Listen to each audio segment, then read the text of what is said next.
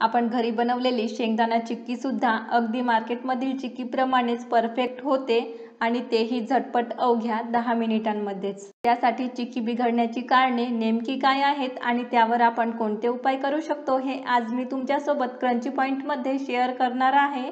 अर्थातच स्किप न करता व्हिडिओ शेवटपर्यंत बघा, जेणेकरून एकही टिप्स मिस व्हायला नको। चला तर मग चिक्की बनवायला सुरुवात करूयात। तर चिक्कीसाठी शेंगदाणे आणि गूळ हे दोन महत्त्वाचे असलेले साहित्य आपल्याला लागणार आहेत। या व्यतिरिक्त यामध्ये लागणारे साहित्य आपण समोर बघणारच आहोत। तर इथे शेंगदाणे आणि गुळाचं प्रमाण खूप महत्त्वाचं आहे।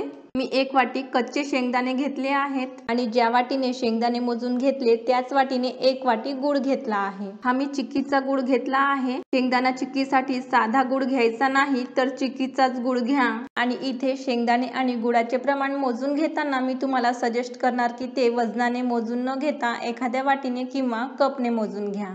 तर सर्वात प्रथम आपल्याला शेंगदाणे भाजून घ्यायचे आहेत। त्यासाठी कढई आधी गरम करून घ्या आणि नंतर शेंगदाणे घाला। गॅसची फ्लेम लो टू मीडियम ठेवा।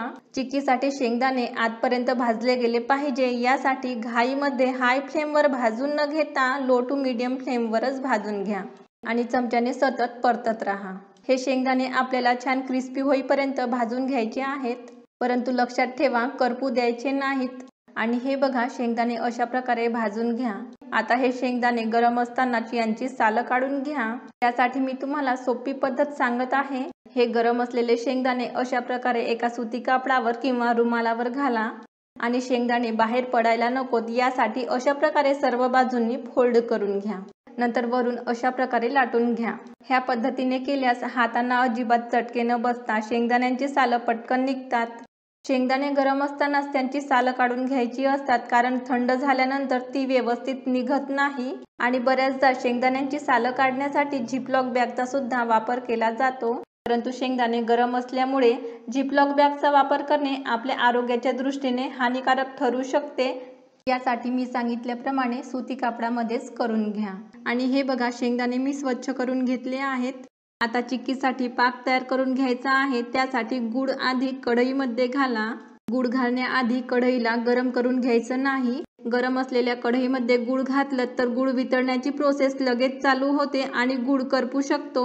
नंतर हे बघा, इथे मी पाव वाटीपेक्षा थोडं कमी पाणी घेतलं आहे। पाण्याचं हे प्रमाण तुम्हाला समजत नसेल तर नाश्ता करण्यासाठीचा जो छोटा चमचा असतो त्या चमच्याने 6 चमचे पाणी यामध्ये घाला आणि आता गॅस चालू करून गॅसची फ्लेम स्लो ठेवा।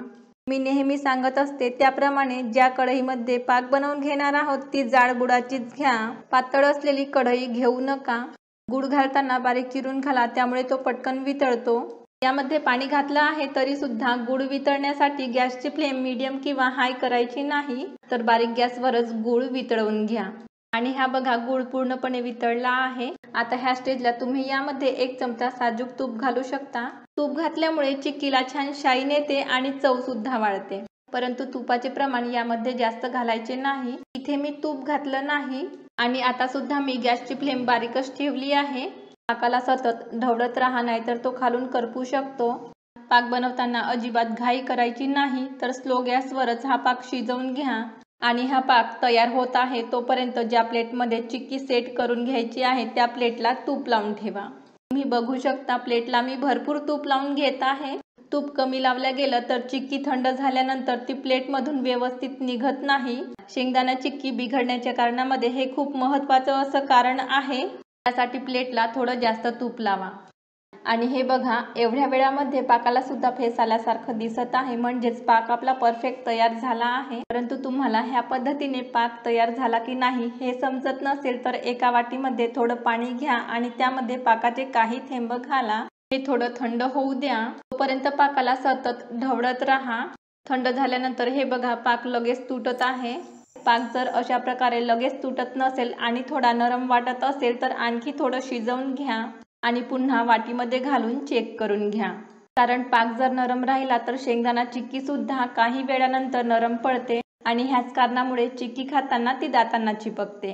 पाक तयार झाला असला तरी सुद्धा गॅस बंद करायचा नाही। तुम्हाला यामध्ये वेलची पावडर घालायची असेल तर अर्धा चमचा घाला आणि पहिल्यांदा हे छान मिक्स करा, नंतरच शेंगदाणे घाला। वेलची पावडर घातल्यामुळे चिक्कीची टेस्ट आणखी वाढते। गॅस बंद केल्यानंतर लगेच हे मिश्रण घट्ट व्हायला सुरुवात होते। यासाठी पाकामध्ये शेंगदाणे घालण्याआधी गॅस बंद करू नका।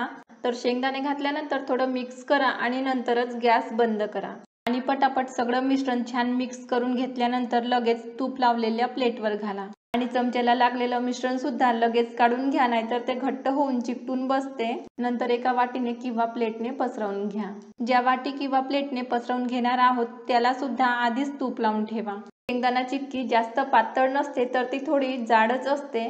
तुम्हाला ही चिक्की पातळ हवी असेल तर प्लेटने पसरवून घेतल्यानंतर लाटून घ्या आणि गरम असतानाच तुम्हाला आवडणाऱ्या शेपमध्ये कापून घ्या। चिक्कीचं मिश्रण प्लेटमध्ये पसरवून घेताना जास्त प्रेशर देऊन किंवा दाबून पसरवून घेतलं तर थंड झाल्यानंतर प्लेटमधून चिक्की काढताना ती व्यवस्थित निघत नाही। ही चिक्की आपण गरम असतानाच कापून घेत असलो तरी सुद्धा कापायला थोडी हार्ड जाते। त्यासाठी थोड्या मजबूत असलेल्या सुरीनेच कापून घ्या आणि सर्वात महत्त्वाचं म्हणजे गॅस बंद केल्यानंतरच्या सर्व प्रोसेस शक्य होईल तेवढ्या स्पीडने पटापट करून घ्या। आता ही चिक्की रूम टेम्परेचरमध्येच पूर्णपणे थंड होऊ द्या। थंड झाल्यानंतर प्लेटमधून काढून घ्या। प्लेटला आधीच भरपूर तूप लावल्यामुळे हे बघा चिक्की पटकन निघत आहे आणि प्लेटमधून चिक्की व्यवस्थित निघत नसेल तर प्लेटला गॅसवर हलकंसं गरम करा आणि नंतर काढा, पटकन निघते। तर अगदी 10 मिनिटांमध्येच तयार होणारी शेंगदाणा चिक्की तयार आहे। त्यानंतर मार्केटमधून शेंगदाणा चिक्की न आणता ती अशा प्रकारे घरीच बनवा।